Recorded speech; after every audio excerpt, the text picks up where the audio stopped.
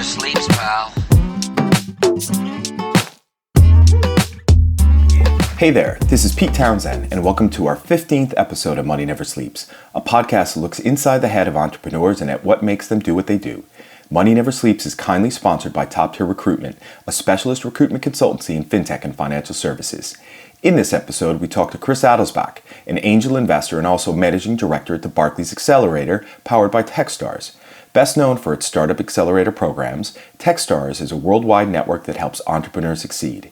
As an angel investor, Chris is very engaged in the people side of entrepreneurship, which totally resonates with the spirit of Money Never Sleeps. Chris also describes himself as being passionate about banking the unbanked and leveraging blockchain, artificial intelligence, and regtech to solve real problems. I'm going to go out on a limb here and say that this chat could have gone on for hours, as all of these things hit home for both Owen and me. With that, on with the show. So here we go again. Welcome to the 15th episode of Money Never Sleeps. We're here in the offices of Top Tier Recruitment in Dublin. I'm Pete Townsend. And I'm Owen Fitzgerald. And we're here with Chris Adelsbach, Managing Director at Techstars. Welcome to the show, Chris. Thanks for having me. Thanks for coming. So this is our first time meeting. Owen, had you met Chris before? No, we hadn't actually. I met some of the other Techstars guys the last event in the office, didn't we? Yep, but not yourself. Okay. So pleasure to meet you. Good. I'm familiar with Techstars. I think Owen is obviously as well.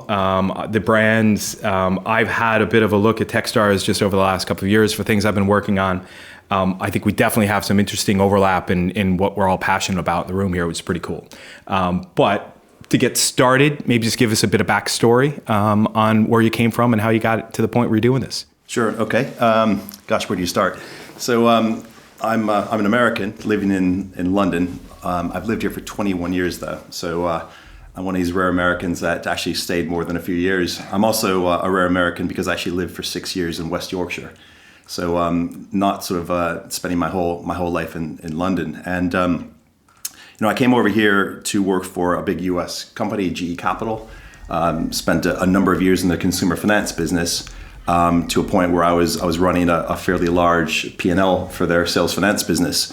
And in 2005, 2006, I sort of had an epiphany. I'm a numbers guy, and I basically made a call that said, I don't think we should be lending to the people that we're lending to. Previous to that, I had actually worked in finance and worked in operations, and I made a call that was basically, I think we should stop lending, and I'm going to be a gamekeeper turned poacher. And myself and a couple of guys set up a business that went on to become the largest buyers of one of the largest buyers of consumer non-performing loans in Great Britain during the consumer credit crisis, right? So I bought from all the banks, more or less, across the UK for a number of years. And we built up a very considerable business, and we wound up selling it for about $500 million 6.5 years later. So it was actually quite a large exit. We were very successful, very, very focused. And the day after we sold, I turned up for work. So I was actually, liquid. I'd sold. What do you do? And I didn't know what I was going to do. I had spent so much time focused on my company that I didn't know what to do next. So I took some time and I did some mentoring, mainly with Techstars. I started doing a little bit of angel investing. And fast forward to today, I'm now the managing director of the leading Fintech accelerator program in arguably in Europe. And I've gone on to invest in 50 companies privately as a Fintech angel investor, and another 40 companies through Techstars. Wow. And actually last month, I was named the UK Business Angel Investor of the Year for the Angel Investor Association. So it's been a really busy now 4 years after selling the company, and I've kind of gone from sort of entrepreneur to kind of mini VC, and it's been an absolute joy doing that. Okay. Just for our listeners who may not be aware with an angel investor, you may want to just describe that and how you go about it. Yes, I write tickets that are much, much smaller than VC, so don't call me after this. No. Yeah. No, it's angel investors. I mean, it's generally the first money into an early stage company, and I think most good angels try to be good mentors and value add angels, and that's hopefully what I am. And so the investments that I made early on was I was the first investor in a digital bank called Adelsbach, which is now doing quite well. First investor into a business called Mones. The first investor in a blockchain business called Everledger. Quite a few others. A company called Smart Pension. So these are companies that have gone on. They've raised Series A, B, C, and beyond. Quite a few of them are still in their infancy, and we're still working on them. But I'd like to think I have a knack for it, and I'm going to hopefully continue doing it. What do you think that knack is? I think it's finding great people. I mean, this is the interesting thing is, in Europe, compared to the States, I think in the States you have a lot of VCs that are ex-entrepreneurs. In Europe, I think there's still a lot of VCs that are ex-private equity guys, ex-bankers, lawyers. As an entrepreneur, when I sit down with another entrepreneur, I go down a path perhaps that other people don't, right? I really want to know about the why. Why are you doing this? I'll sit down with other people and they'll go immediately into the what. What is it that you're building? Tell me how it works, and that's useful. And we get there eventually. But I want to know why you're doing it, because it's crazy to be an entrepreneur, right? And having been an entrepreneur and had sleepless nights and raised a family while I was growing a business and realizing how hard it is on your family and how hard it is on yourself, I really want to get under the skin and find out why someone wants to be an entrepreneur, because having the staying power is so critical, because that first year, 2 years, when perhaps you don't get the traction, you don't have the support, and you don't have the funding, getting through that is so critical, and that comes down to the individual often, or the team. It's really interesting because we were only talking on the way over here. One of the things I'd wanted to bring up was, there's research out there from an investment point of view saying that, gut feeling, a lot of investment decisions made on gut feeling, but, that's not accurate.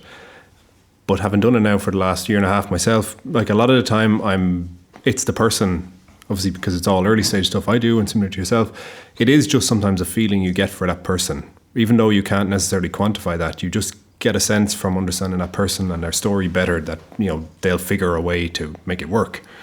But again, that's not something you can put necessarily data behind or stand over, I agree. And it's interesting because I have come across a few companies that are trying to turn it into an algorithm. How do I find these amazing entrepreneurs before everyone else? What's the algorithm to come up with it?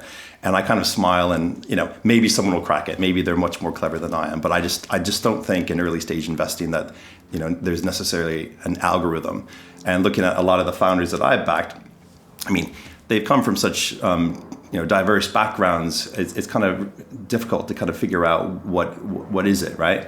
A few things that have come out in the last couple of years, which I think are quite interesting, though. In the accelerator program I run, people are generally amazed to find out that the average age of a CEO founder on the program is 44 years old. Okay, really? So I think the general image of these accelerators, it's people that have come out of university wearing hoodies, with a great idea. They're 23 years old. They're going to conquer the world. And what I found is actually, for whatever reason, the companies that I backed, they've been equally kind of outrageous in terms of wanting to make change, but they tended to be just a little bit further on in their career. And is that more specific in the fintech space? Because I kind of would echo that in terms of what we would see, that it's people who've been there, done it, understand the space kind of inside out and know where there's an opportunity, versus like it's hard to say I'm going to set up a payments company as a 20-year-old unless you're the guys in Stripe, but them excluding them for most other people, because you won't have the fundamental understanding of what's required to make like a cross-border payment within a bank. Indeed, yeah. There's a certain amount of solutions in search of a problem, right? Versus if someone's actually lived and breathed a problem within, say, financial services for 20 years of their career, they really understand the problem intimately, and they realize that it's not necessarily just a problem that, say, a bank feels. It's all banks feel this, so they realize that it can scale. With that said, a lot of the founders that we backed haven't actually all had backgrounds in financial services. So in our last program we ran, we had a founder. He was not a first-time founder, but he was 61 years old, going through an accelerator. Used to be a roadie for the Rolling Stones, for instance. He was a boxer before that. This guy, had a very, very interesting and diverse past. But yeah, it's financial services. I think it is regulated. It probably does draw slightly older founders.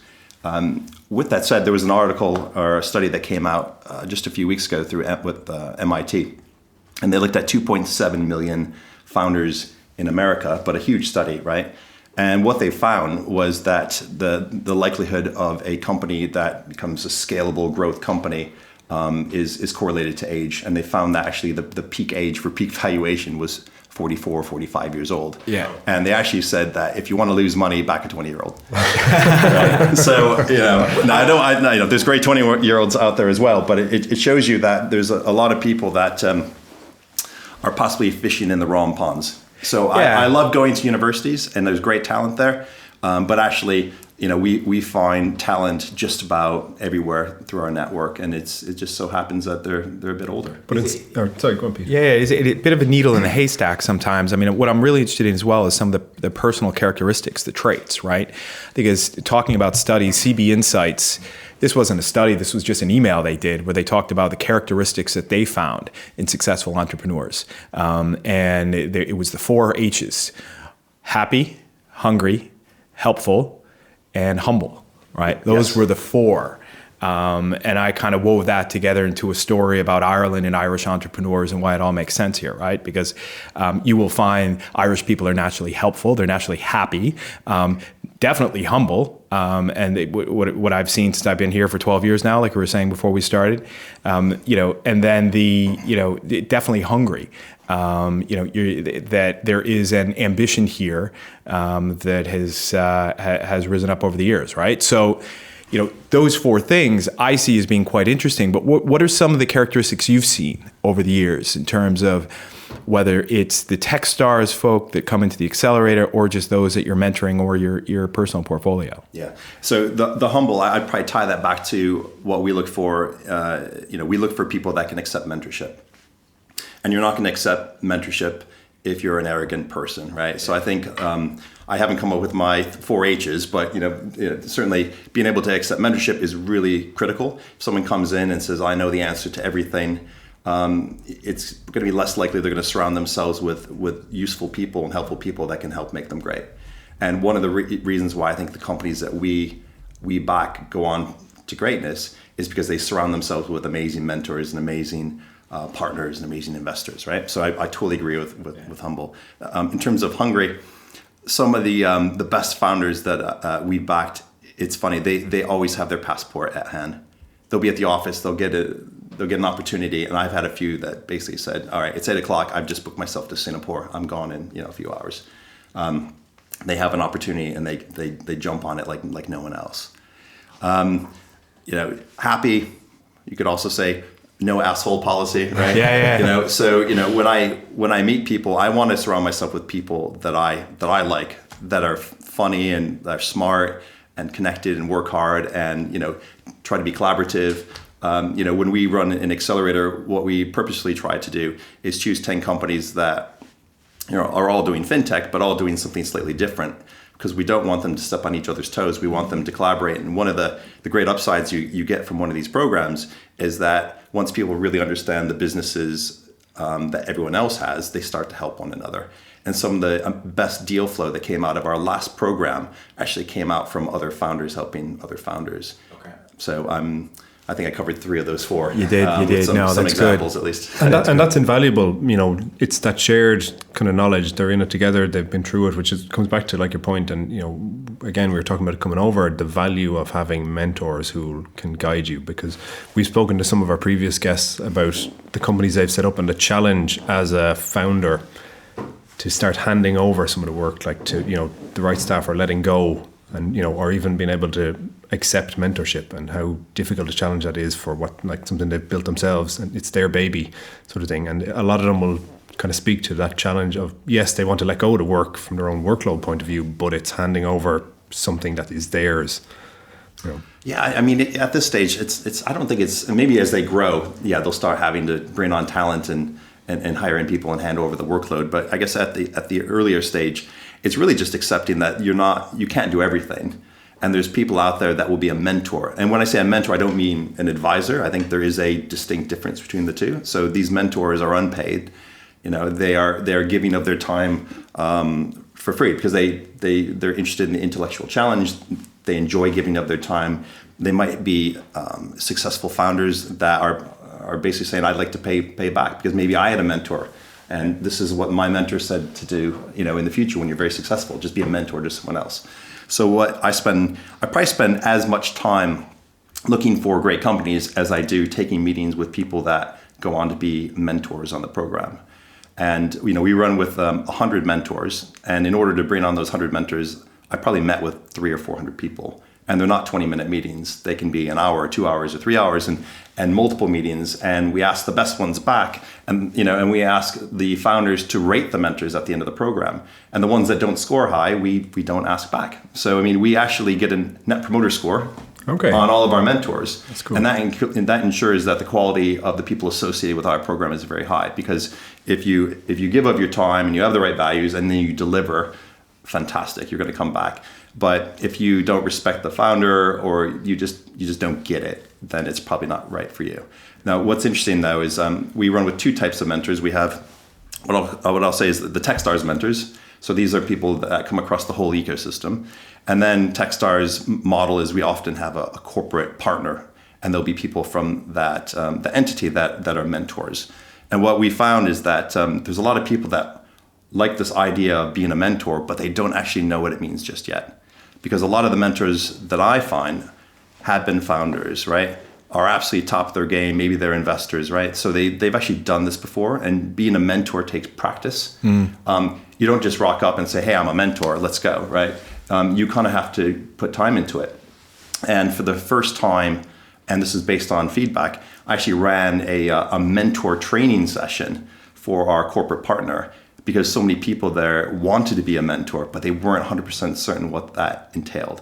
And one of the big things is, well, you have to kind of suck it and see. You have to do it and get feedback. Like, I'll give you feedback on your mentorship, and then you have to take that and improve, which I think is really, really powerful. So now we have two amazing networks in our program. We have the sort of Techstars network, which encompasses sort of everything. And then we have a really focused and accountable corporate partner where the mentors are getting better and better every year. One of the things that was kind of eye-opening for me was understanding the difference between mentor and coach, right? And there's two different approaches there. Where mentor is more about making statements and kind of big brother. Coach is more, not big brother like the show type, but big brother like, put your arm around them and try to help them, right? Coaching is more about trying to get people to solve their own problems. And it can get into a line of questioning that can be quite interesting, and that where you start to uncover things about people that they didn't know they had inside them. Like I was doing with a friend of mine who was looking for some career advice. And after about 15, 20 minutes, I was asking him and getting to the question of, are you sleeping? Are you sleeping? He's like, how did you know that? I said, dude, I'm just asking the question. He's like, no. How did you know I'm not sleeping? And there was something going on that he didn't want to talk about, and it came down to that. And it's just that line of question. Do you do both? Do you kind of in your role, there's going to be times for you to kind of, help someone help themselves or purely help them. How do you do that? How do you go about? It's interesting. One of the areas that is increasingly coming out is sort of mental health of founders. Yeah. And what are the most stressful things to do in life? It's probably to have a child, move house, move country, start a business. I know founders that are doing, 3 or 4 of these things at once, and you just wonder how they keep all those plates spinning. And so, they can't get anything done if they're not in a good mental state. Mm-hmm. So, I will try to ask those questions in weekly deep dives with the founders, provided it's one-on-one. You can't really have these questions when you have a team of people in there. But I'll try to put my arm around certain founders and say, let's talk this through. Like, what's going on in your life? How are you feeling? Before getting into, what did you promise to deliver a week ago, and have you done it? I don't know. It's something that I think is being blogged about and it's being written about. But it's a very lonely place being a founder. Yeah, it is. There's one of the best things you can do as a founder is probably lean on other founders, because at least they know what it's like. And that's kind of like one of the reasons why someone might join an accelerator, because you form this weird sort of family over the course of 3 months, because you're in the same space and everyone's very supportive to one another. And I think people are better for it coming out. It must be hard though as well, in given your role, to step back from it, because I'm sure you want to be able to, you want all of them to be successful, and you're getting to know them at a personal level, and you want to support them, you want those companies, but statistically half of them mightn't work out, but yet there's that personal connection you'll build, but you're conscious, obviously, given your role, of what you're trying to achieve. So there must be, from your own point of view, even a balancing act there that's... Yeah, I mean, I guess if you want to jump into the numbers, so Techstars, we've invested in just over 1,500 companies, and 90% remain in business. And we've been doing this 11 years. So you're absolutely right. Over half of these companies, when you look at the whole pool of companies, will fail. Techstars has bucked the trend. And part of the reason is because we realize there are certain things you can do proactively to ensure a company is successful. Having mentorship, giving them great access to capital and community and things like that. So, one of the things that you said you're passionate about, and it was in your LinkedIn profile, right? It's a pretty good one. It said that you are passionate about blockchain, about artificial intelligence, and about leveraging reg tech to kill some cost in the compliance departments of financial services companies, right? So you've got these kind of three things. There's probably more that you're interested in, but then being an angel investor and going on gut feeling sometimes, going on your perception of the person, what they're good at, marrying those two up, right? So your gut instinct about somebody, themselves, their team perhaps as they're starting to grow, and then the key trends that you're really passionate about, and because you're passionate about them, you can help them, yes, even more, right? So how do you bring those two together? I find that really interesting. Well, I guess we could probably talk hours about those three things if we had to. But I guess just talking about blockchain. So, why am I passionate about blockchain? First of all, it seems like everyone's passionate about blockchain. Yeah. Right? I made my first blockchain investment was in Everledger. Yeah. And that was in sort of early 2015 when it was an individual and an idea. Right. And for those of you who don't know Leanne, I mean, she's one of these people that if you met her, you'd realize this person will be successful. Yeah. And it was evident, 3.5 years ago. But we were all, kind of getting our heads around what it was. What is this thing? What's this blockchain thing? And she had such a great real life use case where she was going to increase the transparency of diamond ownership. This murky thing where, there's been sort of buying and selling of sort of blood diamonds. And she says, I'm going to fix that. That's going to be my problem. And a lot of people looked at that and said, that has nothing to do with fintech. And I'm like, well, it doesn't matter, actually. And first of all, it does, but it doesn't really matter because this is actually a real life use case that someone will probably pay for now. And when everyone else is out experimenting, raising money, running out of money and closing shop, she'll actually work on something that someone will pay for and someone will invest in. And then she'll pivot and she'll start doing more things that are more fintech. And that's more or less what's happened. And she's actually expanded her business, so she's tracking provenance across a whole variety of items now. So for me, what I loved about blockchain was some of those early applications.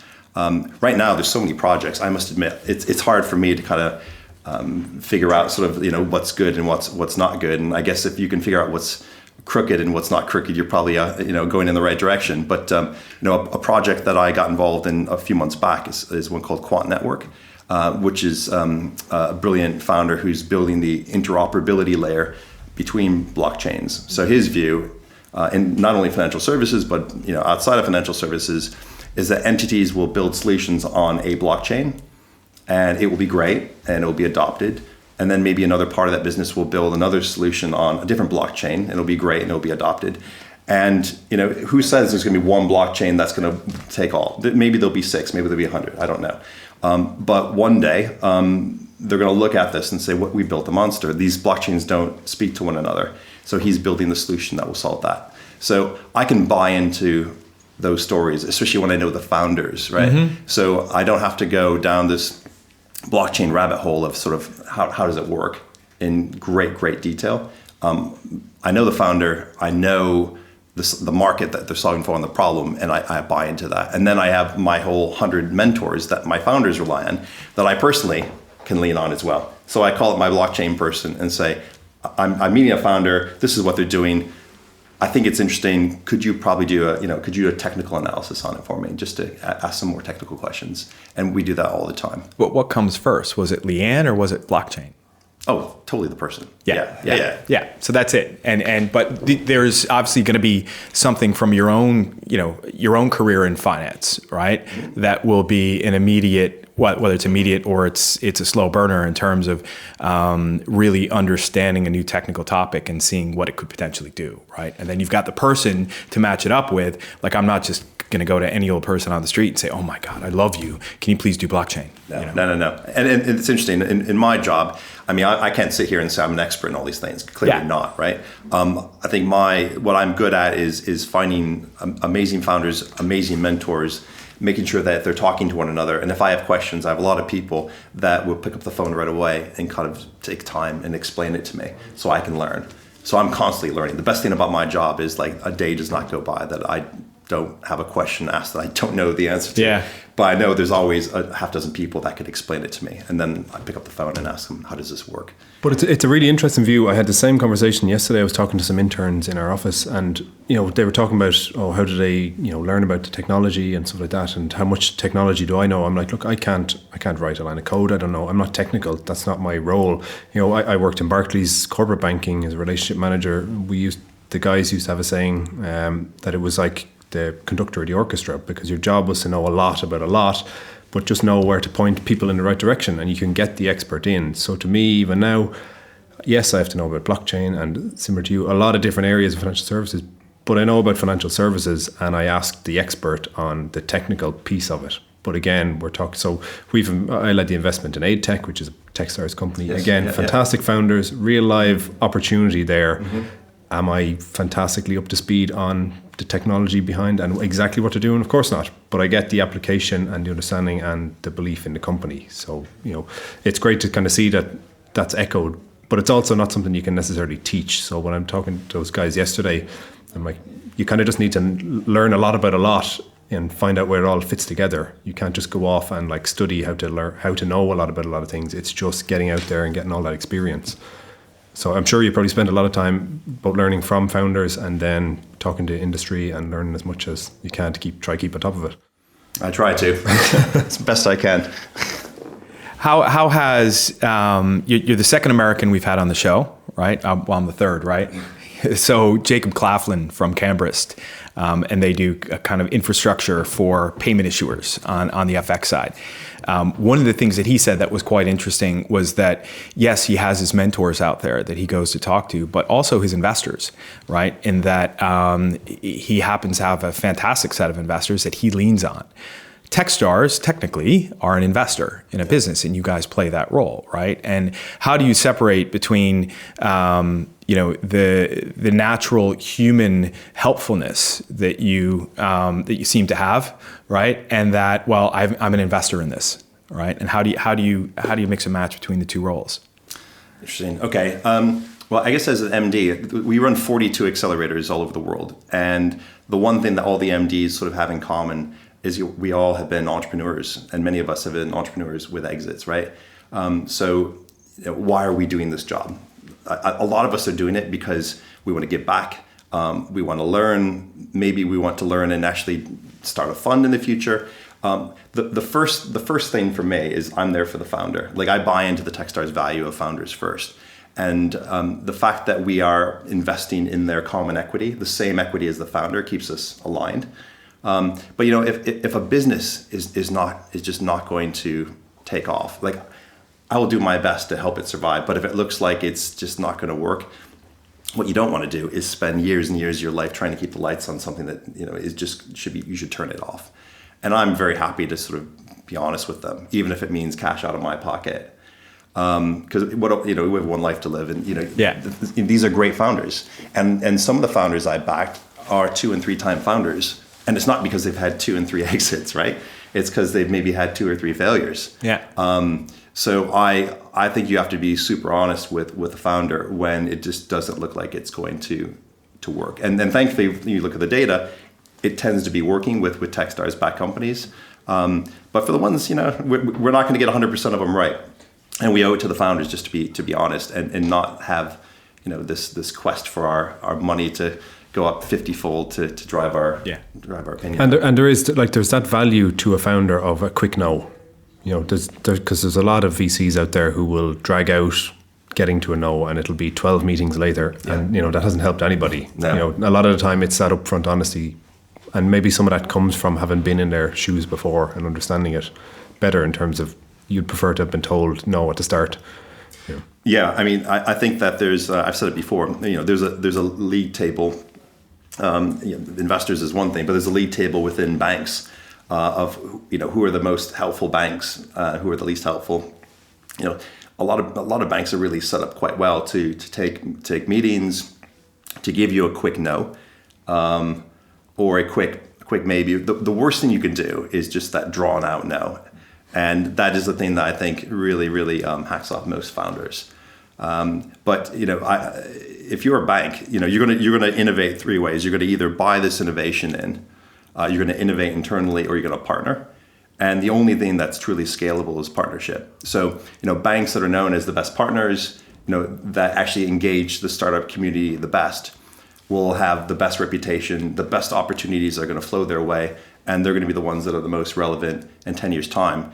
The banks that either decide that they're going to try to buy in all the innovation, which isn't scalable, or they're going to miraculously draw in all these amazing people that want to work for the bank, which they hire great people, but they don't necessarily hire entrepreneurs.